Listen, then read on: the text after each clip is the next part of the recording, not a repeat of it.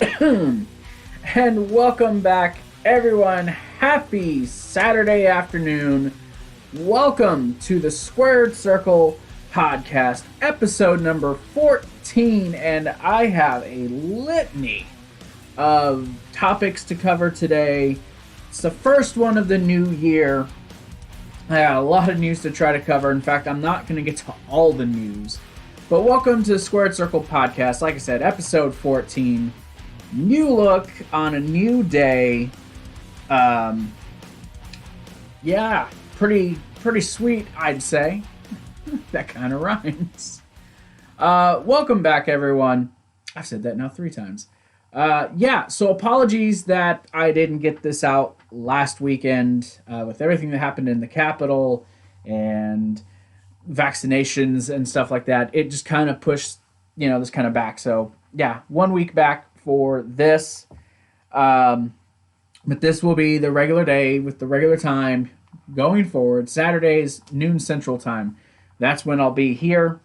Of course, unless there's like a special thing, something like really big happens during the week, then I'll throw up like a special edition. It won't be an episode per se, but I'll throw up a video that maybe I didn't have to or needed to during the week. Whatever, however you want to look at it. But yeah, so what do you guys think? Like the new look? I think it's incredible, personally. If you guys haven't already, join us on Twitter and Facebook. We got the new Twitter account at YoBroNation. Facebook, it's the group, YoBroNation, keeping it simple for all of us because it's too much to keep up with. You guys can also, if you're new to the channel, like this video, subscribe to the channel, and then share it to your friends. Maybe they'll get into it as well. My buddy Jake, he comes on here. He's got his own YouTube channel. You guys can obviously find that stuff down in the description below. But in 2 weeks, if I'm checking my thing, 2 weeks from today, he is getting back to wrestling. So if you live in the Florida area, definitely go check this out. Impact Pro Wrestling presents Awakened. That is Saturday, January 30th, 2021, the night before the Royal Rumble. Bell times at 7:30. Doors will open at 6:30. You guys can go in there. Tickets are cheap. They are having attendance there. I'm not personally privy to exactly what they're going to do as far as social distancing, but definitely bring your mask. Jake is attempting to chase for that world championship. He's on the chase for that thing, so go check it out. Support Jake as he has supported us here on the channel. If you aren't in the area, you can go to facebook.com to their thing. It's there on the thing, on the poster. You guys can go check that stuff out, and perhaps they'll have clips, or maybe they'll even stream it. Not sure. But you guys definitely go check out Impact Pro Wrestling. Support Jake. Help him out. And I would personally appreciate it, and I know he would. And also, just go to Jake's channel at the Jake Capone on YouTube, and go follow his Twitter, and go to his Facebook, go to his YouTube, Jake Capone, and follow the man. He's awesome. Go follow him and subscribe to his channel as well. So, like I said, lots of news to get into. I'm going to go... From now on, I'll be doing this thing called Weekly Wrestling Updates, where I'll kind of recap the shows. Not necessarily review, but I'll recap the shows from the previous week that I'm here. So, like, I'll talk about last week's SmackDown. I'll talk about Raw, NXT, AEW, and yeah, those will walk over. And occasionally, if something big happens on Impact, I'll bring it up, probably in its own little separate thing. The big news today that I'm covering, and this is maybe not big news to everyone, but Jay White, is he going to AEW? Well, we're about to find out, aren't we?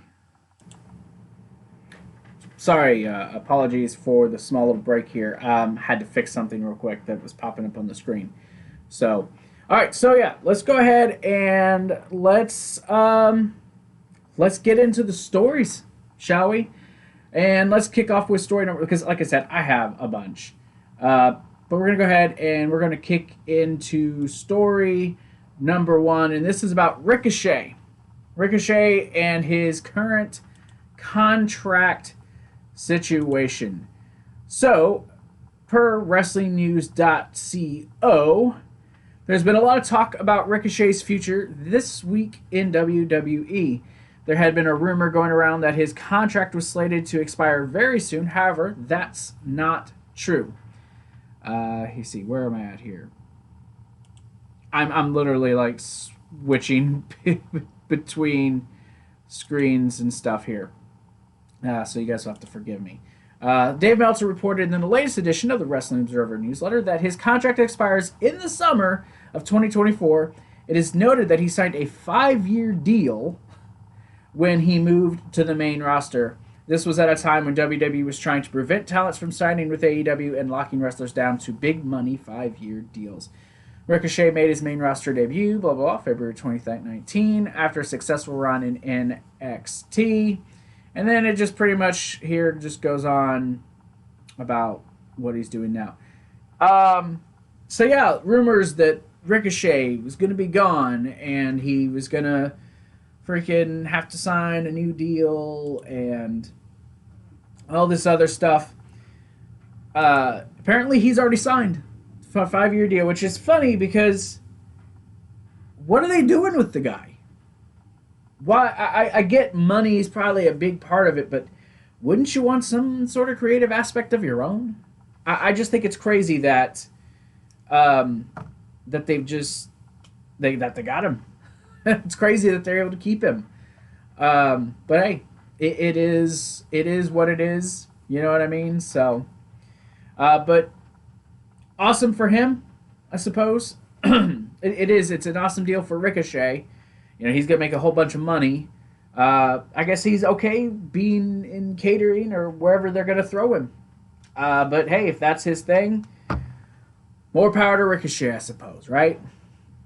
But yeah, according to Dave Meltzer, Ricochet done signed a 5-year deal, and he is stuck till 2024. Oh my. Let's go ahead and let's move on. Jeff Jarrett and Anthem. As most of you know, Jeff Jarrett formed TNA back in the day, which is now Impact Wrestling. And then he did have some more stakes in it a few years back with Anthem Sports, as he had Global Force Wrestling that merged with them. And apparently they've been in a big old contract dispute, something. But Jeff Jarrett, he has been and is still in court with Anthem. So we're going ahead and we're going to read the article real quick. Let's see, where are we at here? So Anthem. All right, let me pull this up, guys. It's going to be a little bit more. So, see, per Wrestling Inc., that's where I am at, WWE Hall of Famer and Global Force Wrestling Entertainment have settled the lawsuit with Anthem Wrestling Exhibitions, which is the parent company of Impact Wrestling. Following motions was filed before the United States Court, Middle District of Tennessee on Friday. According to PW Insider, it was entered into court records this week. Plaintiffs, Global Force Wrestling Entertainment Inc. and Jeffrey Jarrett and defendant Anthem Wrestling Exhibitions LLC, each party something, have agreed to a settlement in this case. So, yeah, they're just showing where basically in the terms of the settlement are met unless parties, they will submit a joint request dismissal claims. So yeah. The settlement comes after a new trial was denied following the previous mistrial. The two sides came to a settlement as the court suggested. Jarrett originally filed the lawsuit against Anthem in August of 2018. Shortly after his departure from the company, Jarrett filed the lawsuit for a copyright infringement over the rights to his Global Force Wrestling, alleging that Impact had used footage of without his permission. The case faced several delays, including the death of a judge and COVID-19 pandemic, among other issues that led to the mistrial back in July 2020. So I guess they settled. Maybe they're going to let them use the footage.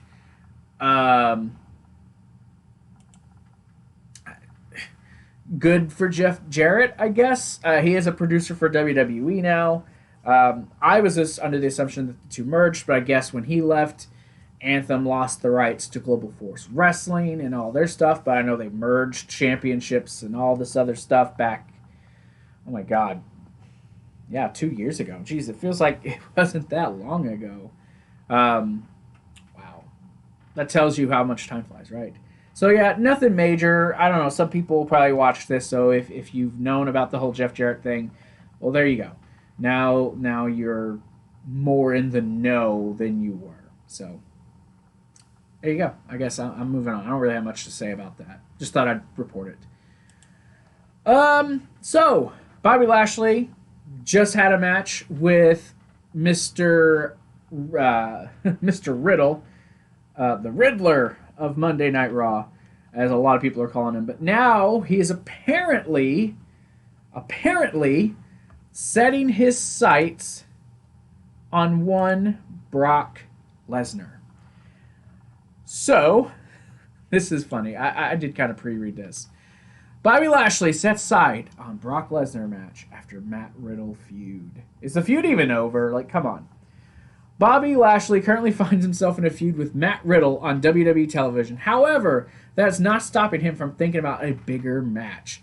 Although Riddle has beaten Lashley in a non-title match, and Lashley easily, and my God, I'll talk about it, but easily retained his United States title over Riddle on Monday's episode of Raw, it looks like the WWE is moving forward with a third match between them at the upcoming Royal Rumble pay-per-view event.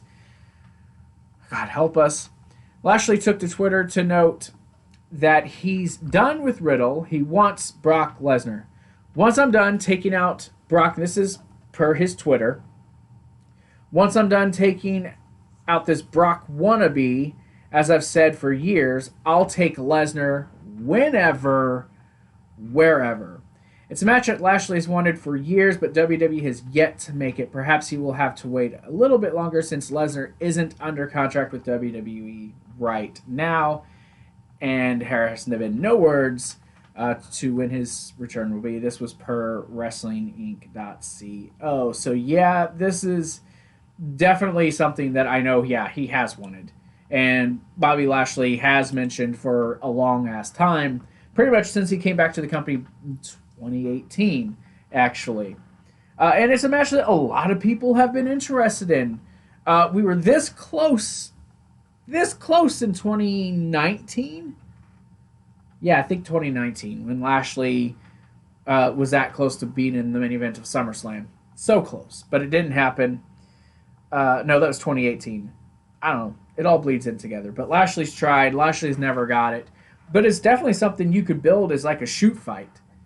You know, they don't need a traditional match. They could just wrestle each other in a match that is different, right? You could just have it like a shoot fight. Something like they wanted to do with him in the Cain Velasquez match back in Saudi a year or two ago. But I think it'd be a brilliant match. Maybe not brilliant, but it'd definitely be entertaining. These two big hosses just beating each other up. Brock trying to suplex Lashley and Lashley just trying to mow through him. I think it'd be freaking damn entertaining, personally. But it's really, it's up to WWE to decide whether or not they really want to do it. And I don't know if they're up for it. But like the article said, Brock's not even under contract right now. So there's really, at this point, nothing WWE can honestly do at this moment. So it'll be interesting to see if WWE does anything with this. I'm not looking forward to another Matt Riddle Bobby Lashley match at the Rumble. I'm just not. And I'll get into the details as to why I don't care, but we'll get to that. Nothing better than milk, guys. So, but that's where this is right now. I want to hear in the comments, what's your thoughts? Would you be interested? This is my question of the day. Would you be interested in a Bobby Lashley, Brock Lesnar match? And if so, would you book it with stipulation? What do you want it for a title? Let me know in the comments down below. Okay, so we're going to talk a little Impact news. As Impact is now apparently changing commentators. Reports are going around that Matt Striker and D'Lo Brown are going to become the new commentary team for Impact Wrestling. I'm going to be honest, I'm interested to read this story because I know Matt Striker is a fairly decent color commentator. That is not at all what I was supposed to have. Where was Kofi? Oh, Jesus. I skipped over it. Okay. I'll just have to come back to this. So, it's cool. I can fix this.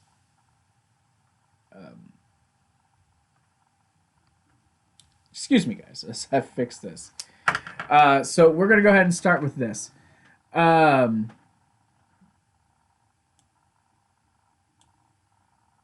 Yes, I know. It's like that. Anyways, it's fine. Since I did skip over that. So we'll come back to Kofi Kingston in a second. Mix up in my graphics. So let's go ahead and read this current report here. Matt Striker and D'Lo Brown revealed his new Impact announced team Josh Matthews has promoted. Impact Wrestling has announced that a new broadcast team will start this Saturday with the Hard to Kill pay-per-view. Matt Striker will serve as Impact's new play-by-play. Sorry, I don't have my glasses, guys. You're gonna have to forgive me. Forgive me, guys. But will serve as the new Impact Wrestling's play-by-play announcer, while D'Lo Brown will handle color commentary duties. Striker and Brown will call weekly Impact TV shows and pay-per-view events. Striker noted that he's excited, nervous, thankful, and humbled to be returning to TV. Striker says, I've always loved professional wrestling. It's a love that unites so many people. Pro wrestling is a sport, and I wanted to be mindful to call it as such. I've learned and grown so much since I began. I thank the fans and the critics for that. It's not lost to me that the opportunity that is before me, I can only once again lend my voice to the sport that I love. In doing so, I'm poised to describe, analyze, and witness the most advanced athletes in the sports I've ever seen. I'm excited, nervous, thankful, and humbled. I cannot wait to get out there. You will always be able to hear the fan in me. Brown also said he's very excited to join commentary team after working behind the scenes for the company. I'm very excited to join the Impact Wrestling broadcast booth, and I know I'm working alongside Matt Striker. It will be a lot of fun, Brown said. I believe in Impact Wrestling with its amazing roster of skilled superstars and knockouts. I can't wait to have the best seat in the house to call the action. That's pretty cool, guys. Honestly, that's pretty cool. I think these guys being on commentary is definitely a change. It's a change that I think a lot of people probably weren't. Oh my. I think it's a change that a lot of people probably were not expecting, honestly. So I think it's cool. I've never heard D'Lo Brown call a match before. I've definitely heard Matt Striker. Matt Striker, to me, is definitely one of those people that are really good at doing that. So I am all for this. I'm hoping to watch the Hard to Kill show, but I won't be able to do a review with it being a Saturday night, and I'm working a 12-hour shift on Saturday. But I'll probably give my thoughts on Twitter, or maybe I'll recap it next week if I get to watch it. So... but you guys can definitely look out for that for next week's show. Yeah, Matt Striker and D'Lo could be interesting. Like I said, I could totally see this being something that we all will enjoy. So let me know what you guys think down below. I'm sorry, guys. I'm trying to fix this. So forgive me, guys, for messing up. So no. Golly, guys. We're talking Hard to Kill. Since I'm on the subject of D'Lo and them, let's talk Hard to Kill. Apparently, I don't have time to intro this. So that pay-per-view is tonight. Yeah, it is Saturday. it's Saturday for you guys, but it's not for me.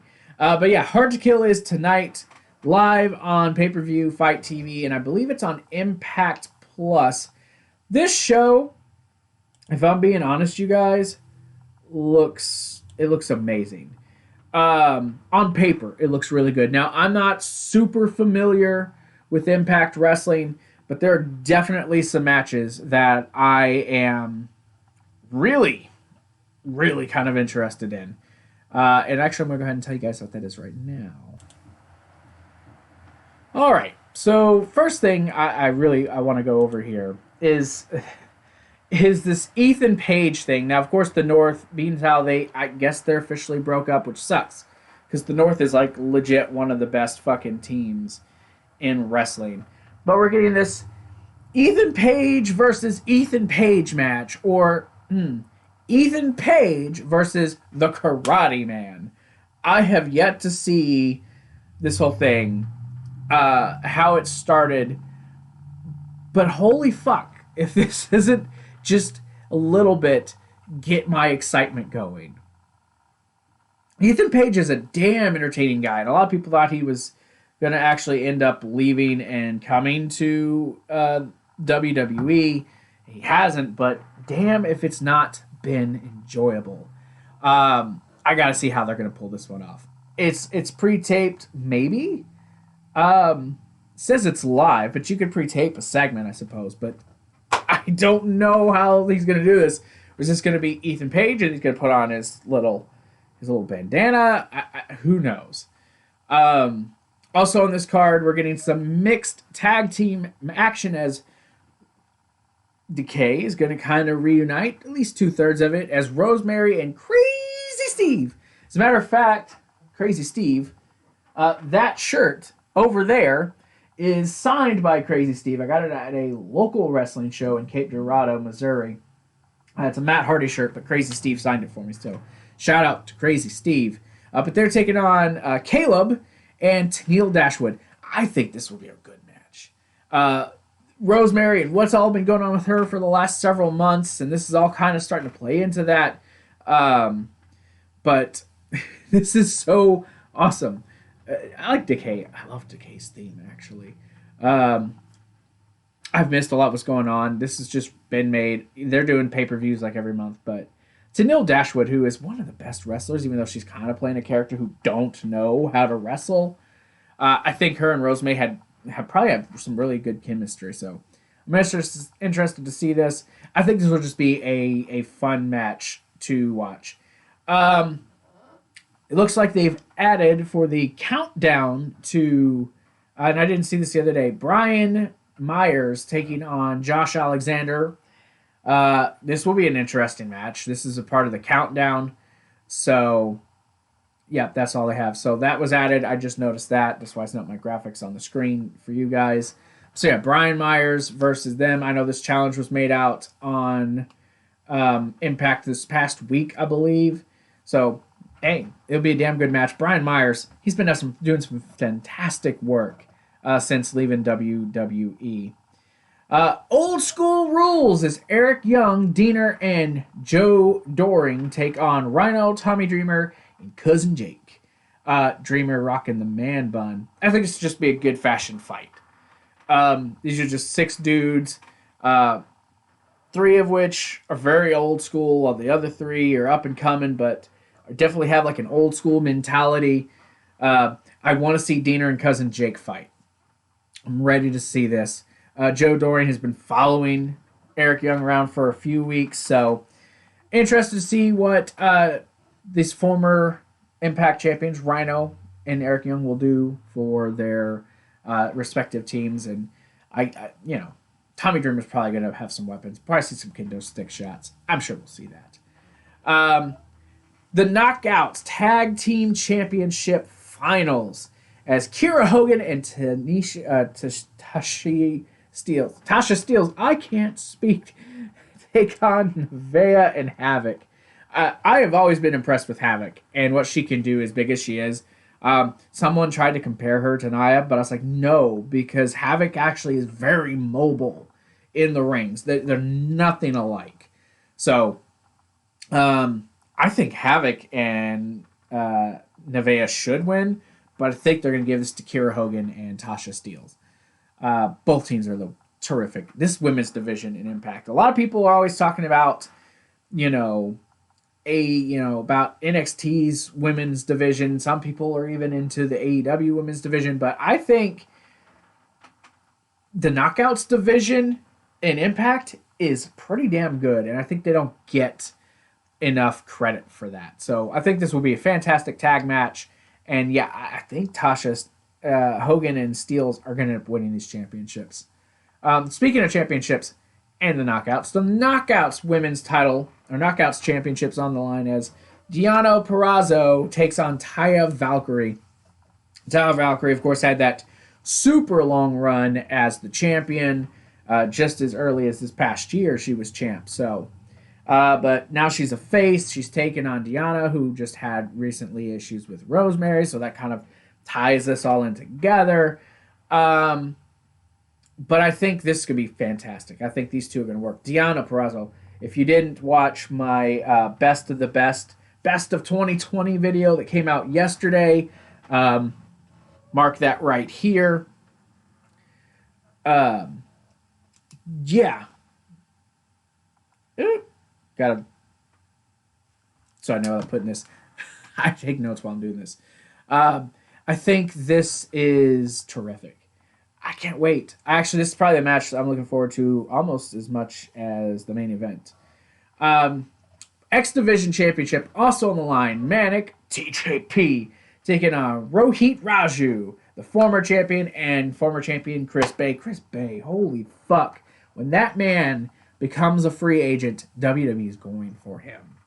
They are going for him. And I can promise you, TJP, once he's available again, WWE's going to be like, hey, man, our bad. Will you please take us back? And, I'm not going to take anything from Rohit Raju either. Dude's pretty damn good, but he's very good at playing the very chicken shit, like, oh, don't hurt me heel. He's great at that. I think it's going to be fantastic. We're going to see crazy shit in this triple threat match. Manic, I love the new Manic look, by the way. But man, Chris Bay and Manic in this, and then Rohit Raju, I think it's gonna be a very exciting match. But I'm gonna pick probably Manic to retain the championship, if I'm being honest. Here's a match with a lot of background. Who remembers a couple of years ago when Eddie Edwards' face got exploded by Sami Callihan and a baseball bat? I do. Sami Callihan and Eddie Edwards in a barbed wire massacre. I don't even know what to expect in this match. Not a fucking clue. But I am here to watch it. I think you give this win to Sami Callihan. Because I think you got to keep building him, put him back into the title picture.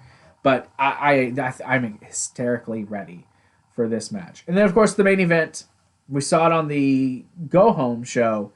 AEW World Champion Kenny Omega and Impact World Tag Team Champions team up to face the Impact World Champ, Rich Swann, and the Motor City Machine Guns. It's the Good Brothers. It's the Ultimate Elite versus them. Look, we've seen this start to slowly play out, not just on, Impact, but starting to see it on, AEW Dynamite.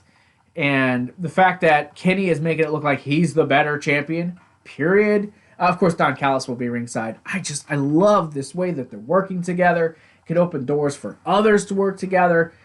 It's going to be amazing. And I honestly, I can't wait. Seriously, I'm so ready. I think Hard to Kill is going to be great. I really do. I think Hard to Kill is going to be a fantastic, fantastic show. So, but yeah, let me guys know what you guys think about this card in the comments. Are you excited for Hard to Kill?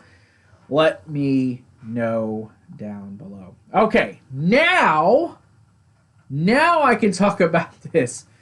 Kofi Kingston, if you all didn't notice, was not on Raw this week due to some jaw injury. Broken jaw is what they're saying on television, but Kofi has come out, I guess, and has confirmed the injury and what it is or is not. So let's read and let's find out. Kofi Kingston has confirmed that he is currently suffering from a jaw injury.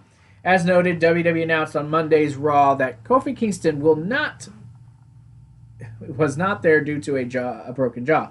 Xavier Woods came to ringside with a loss to T-Bar, and the announcers noted that Kofi is currently on the shelf. Kofi took to Instagram TV this week to interview Major League Rugby player Tendai something and confirmed an injury to his jaw before their discussion began. I gotta apologize because I feel like I'm talking out of the side of my mouth and I'm dealing with like a jaw injury right now and my mouth is only closing on one side. Kofi told the fans, so if I sound kind of funny, that's why. Ordinarily I do a lot of imitations and impressions, but I'm not doing that right now. I'm just talking funny, trying to figure out this situation. There's still no word when Kofi suffered the injury. He teamed with Woods to defeat The Miz and Morrison last week. WWE indicated that Kofi may have suffered the injury sometime in the past few weeks. So, Kofi Kingston, he's out. We're not probably getting him back anytime soon. At the very least, a few weeks, I suppose. But hopefully a speedy recovery to Kofi Kingston. I mean, it's not a big deal that he's out. It's really not. It's not going to hurt the product either way. So, but hopefully, speedy recovery to Kofi, and hopefully he comes back full strength. All right, Ric Flair. Ric Mother effing Flair. Apparently is back to being a full-time performer. I'm not sure how I feel about this, especially since the next story we're going to talk about and kind of how big of a deal that is. But we're going to go ahead and talk about it. Is Ric Flair returning to this roster as a full-time active roster member? Not competitive, but a roster member. The Nature Boy is back, as PW Torch reports. According to a report by Wrestling Observer Radio, Ric Flair is back with the WWE as a full-time performer. Currently, he is attached to Lacey Evans within a storyline between Evans and his daughter, Charlotte. The report does not address how long the return will be for. And, yep, that's it. Okay, so that's all they said. Flair officially sided with Lacey Evans and helped her defeat Charlotte in a singles match. So, that's it. Yeah, I guess Ric Flair's back. Cool. I'm certainly glad, I guess. But there's this little thing called COVID-19, and you kind of have your champion, which I'm about to report on, there, who was already reported to have COVID, and you got Ric Flair there. And let's be honest, reports say that WWE's strict policies aren't exactly all that strict. So, I don't know why Flair's got to be there. I'm not exactly for it, but WWE is definitely going to do WWE. So, yeah, Ric Flair, he's back. Charlotte being a part of this storyline, Charlotte tweeted that, she'll always be in the title picture. Of course, Charlie, of course you will be. So, I don't know. Let me know. What do you think? Ric Flair, entertained by him being back? Do you even care? It's with Lacey freaking Evans. It's gross. Firstly, I think it's gross, whatever this relationship's supposed to be. And I don't care about Ric Flair screwing over his daughter.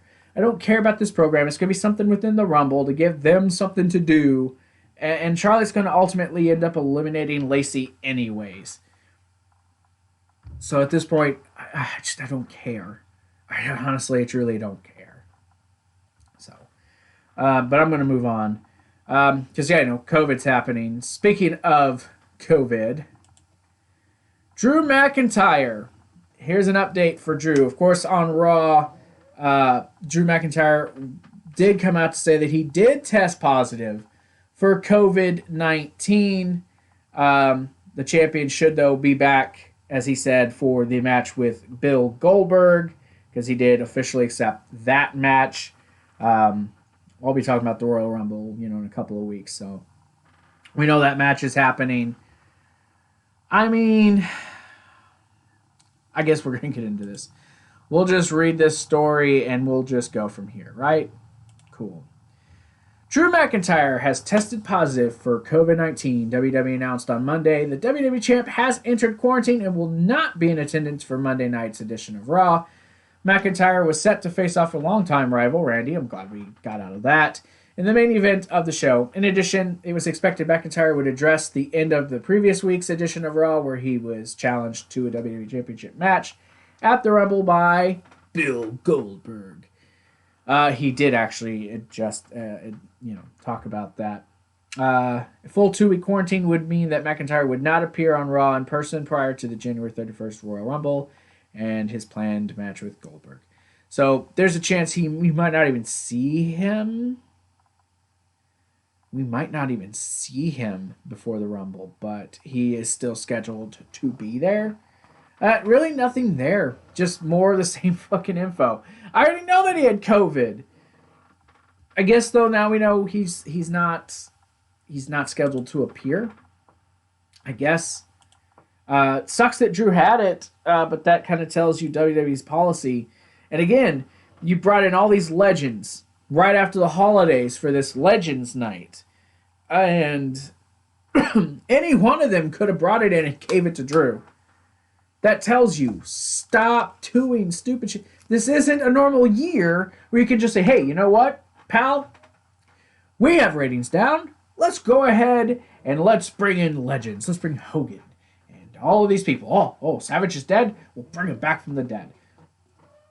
Stupid. All stupid stuff. I'm just like, they're not being safe with this. You bring these guys in to test, I guess, the day before. Those tests aren't always accurate. I should know. Those next day tests, same day tests, they're not great, but should I know? I still ended up being positive. So, Drew McIntyre, he's out, COVID. We expected it, right? We were all kind of expecting it.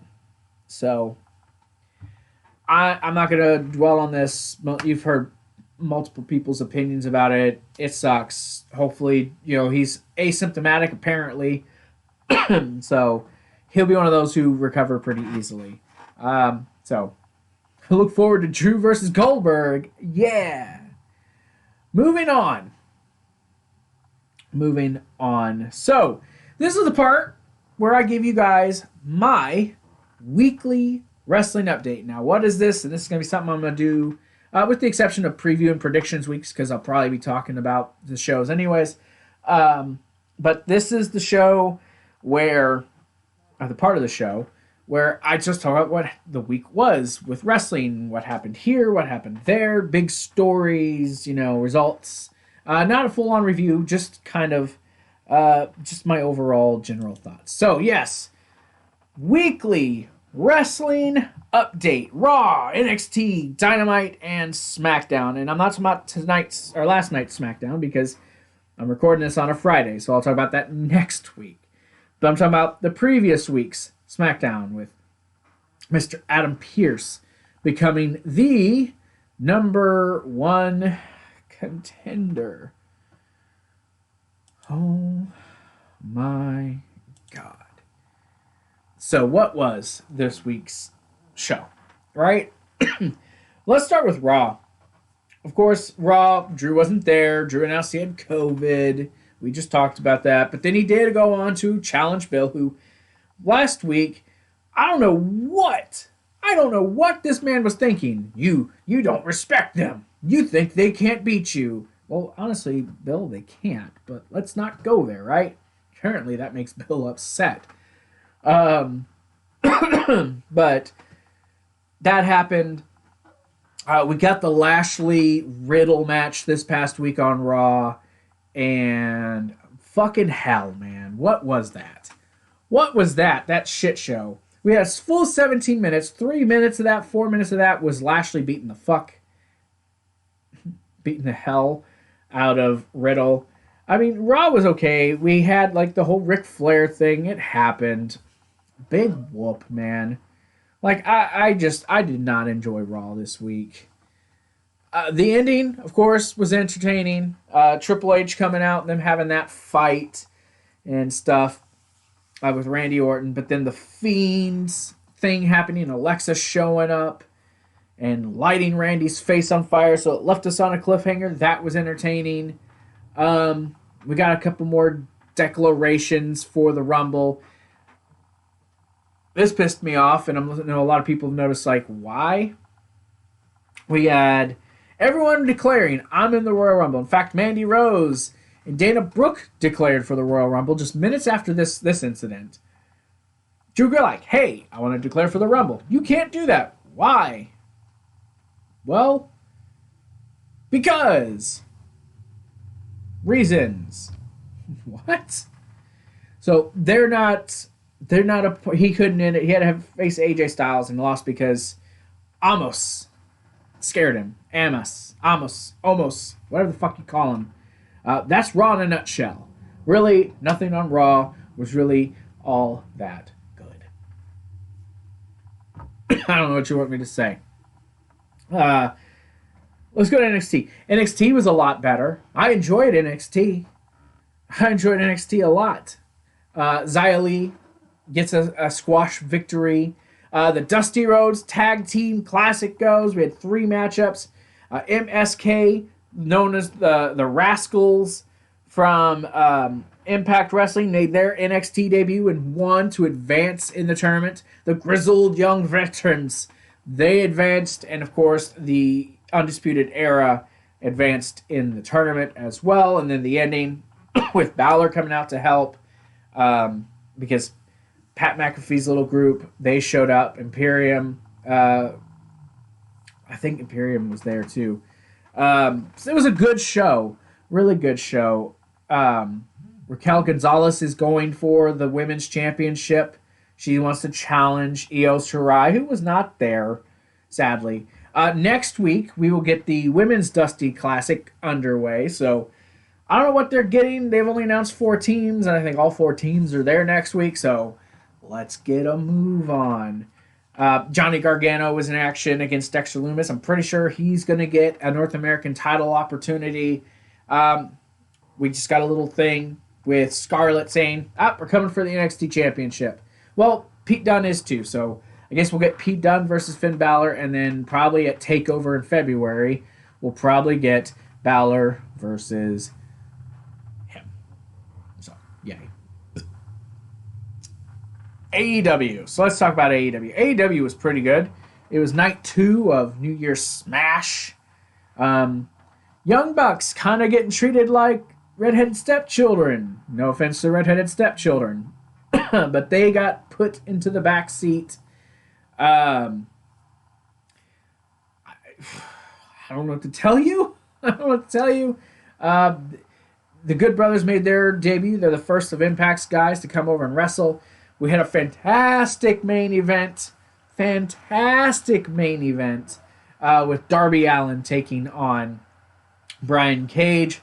Darby retained the TNT Championships. It's Sting! He showed up to help even the odds. We had a massive brawl, Moxley and Omega and all them as a part of that 6-man tag from the night. Young Bucks got their ass beat by Phoenix and Pentagon. We had The Waiting Room, which is a new talk show that's been on Dark, but now made its debut on Dynamite, and it was all right. Jade Cargill, she was a part of it, still wanting Shaq to be involved. I don't want Shaq and Cody. No, don't do this.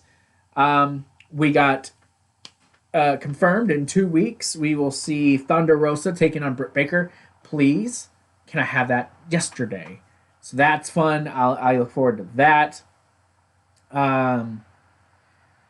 Dynamite was pretty good.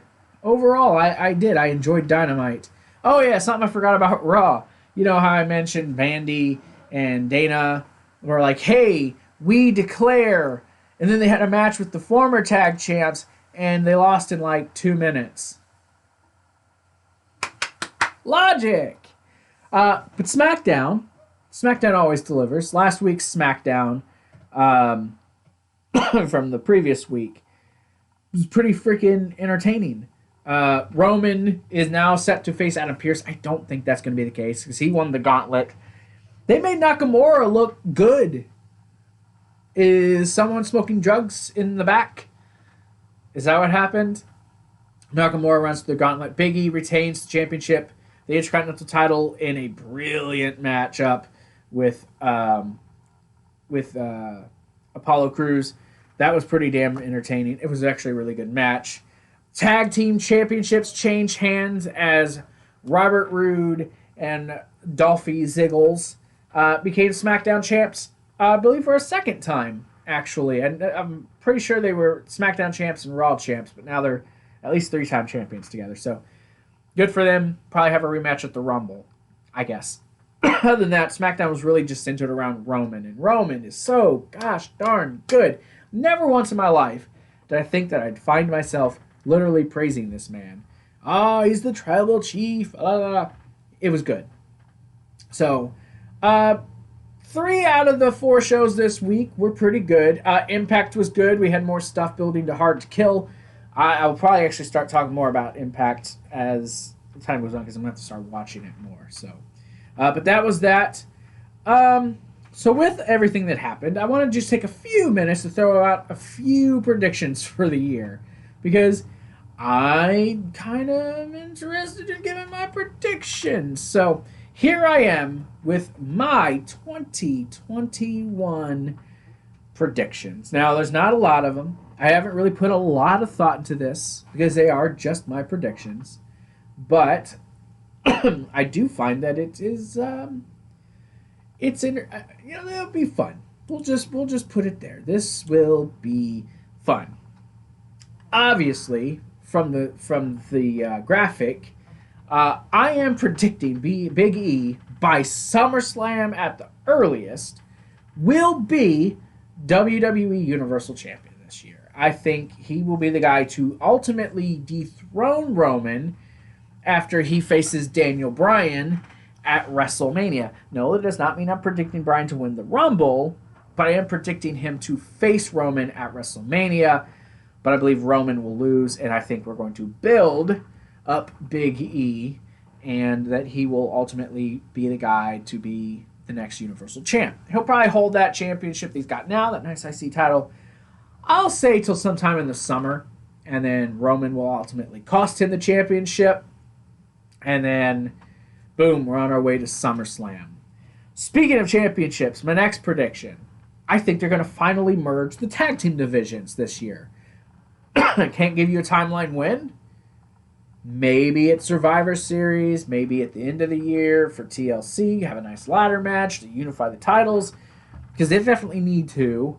But I think that's a prediction. I think the titles will be unified, and watch me come back and watch this next year. Be like, oh my God, was I so wrong? I do think that's a distinct possibility.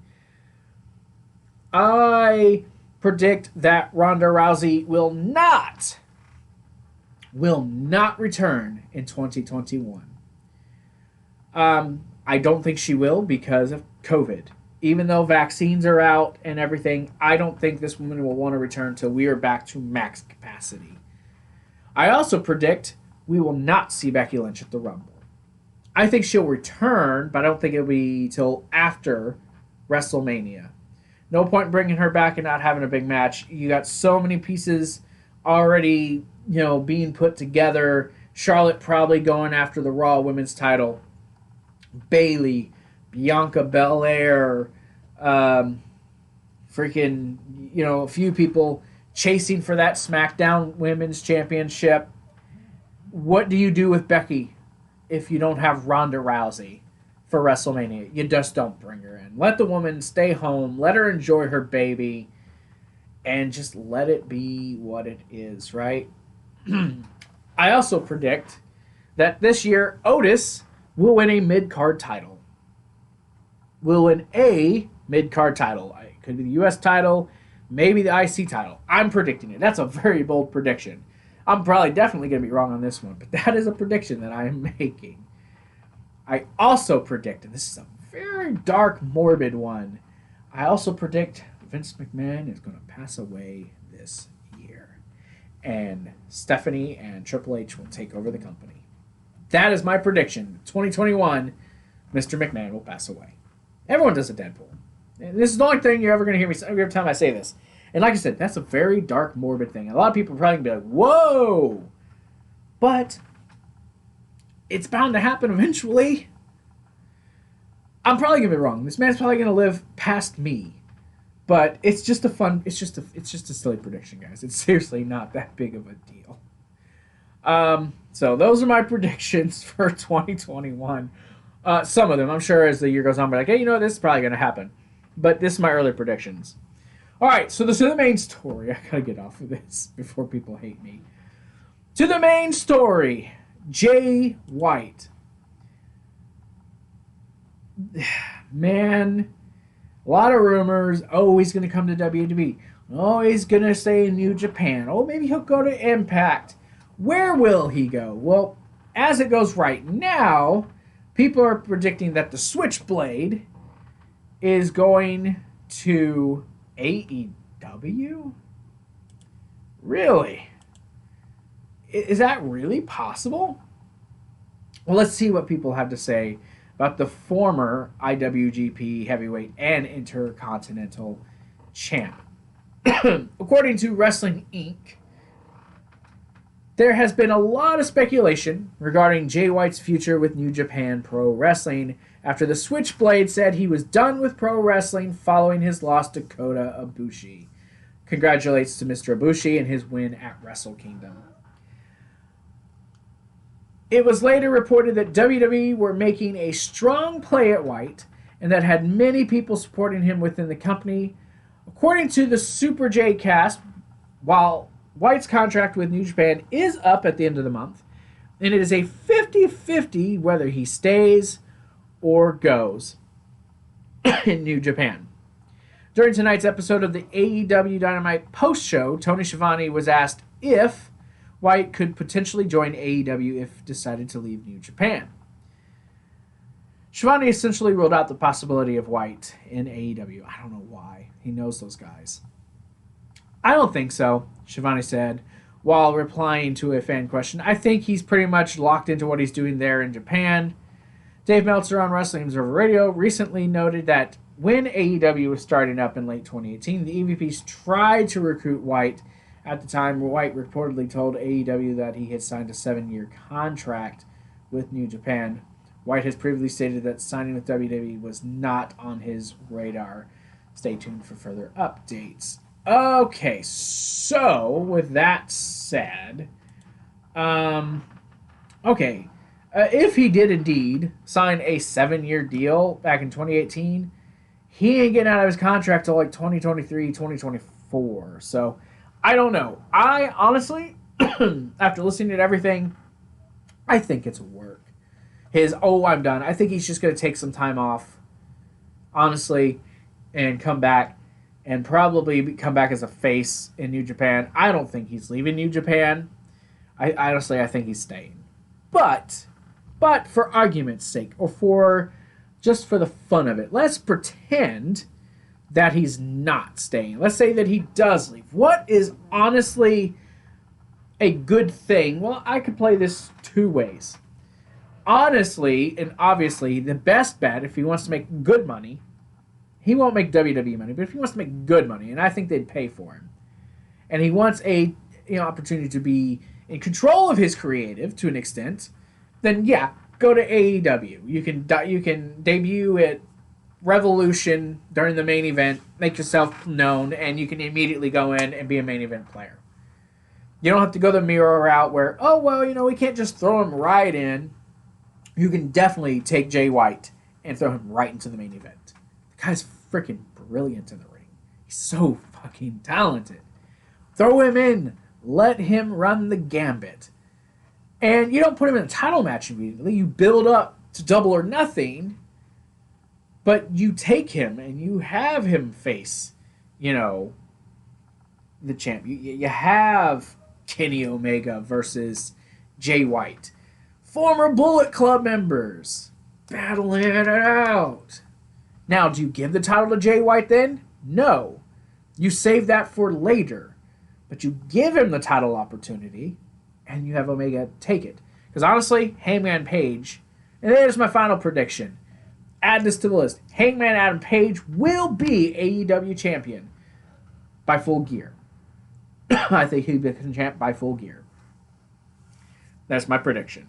Most people probably would predict that. But anyways, Jay White. Now, that is obviously the best thing. And I don't think you give him the title right away. I think you keep the title off of him, but you give him a shot. Just to establish he's a main event player. And then Kenny wins. Because Kenny should win. Kenny shouldn't lose that title till he meets Page. If you don't say he doesn't go the AEW route, and he says, I want to go to WWE, he should do a thing like AJ Styles. They say his contract's up at the end of the month. I'm not sure when that is, whether that's like the 30th, the 31st, the 20th, or whatever. Saying it's up at the end of this month.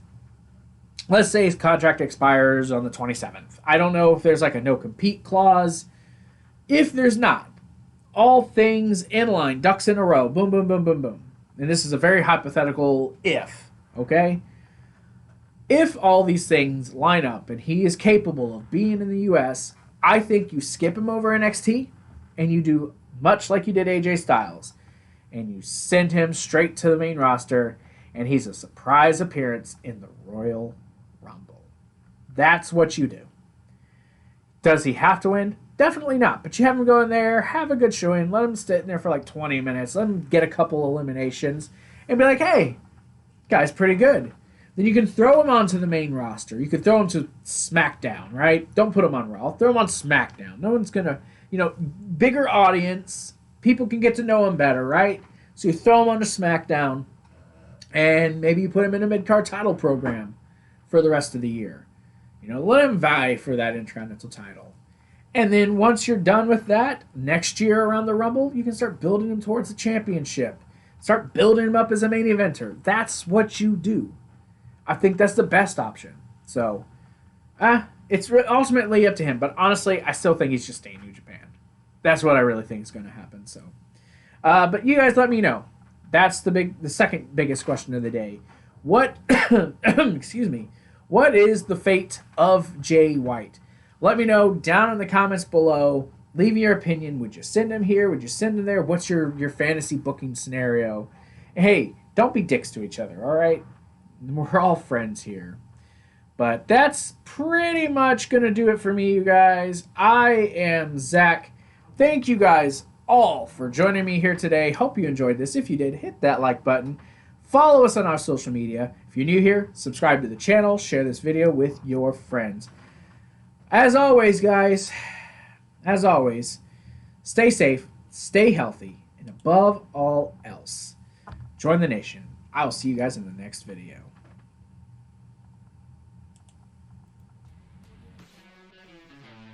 Yo Bro Nation!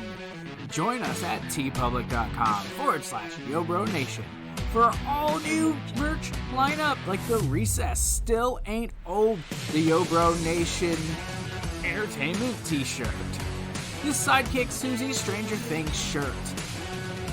It's a pretty sweet shirt. The Yo Bro Nation swirly shirt. How about I Love Yo Face Sidekick Susie t-shirt? Ooh. Or the Rainbow Sidekick Susie shirt. Yeah. Also, this exclusive limited time offer, we got a Forever Serenity special sale! Look at that. Ain't that pretty cool? I think it's pretty awesome. Hope for Ambi special sale. Help support a friend who really needs the help. 3 different t-shirt designs. We got the Hope for Ambi Black Angel t-shirt. The Hope for Ambi Do You Want to Beat Up Cancer t-shirt. Wow, that's pretty nice. So yes, shop with us now at teepublic.com/Yo Bro Nation. Get all your shirts. Stay safe, stay healthy, and above else, join the nation.